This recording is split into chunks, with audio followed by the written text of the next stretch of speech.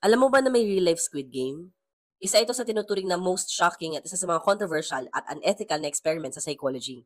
Controversial yung experiment na to kasi dito mo mamimeasure kung hanggang saan mag-o-obey or susunod yung isang tao kahit mapapahamak or mag-lead sa kamatayan ng isang tao na hindi naman niya completely kilala. Ito yung study ni Stanley Milgram, yung obedience experiment. Sa experiment na 'to siyempre may experimenter tayo at meron din tayong accomplice na kung saan kakuntsaba nung experimenter at meron din tayong subject na kung saan ime-measure kung hanggang saan siya susunod.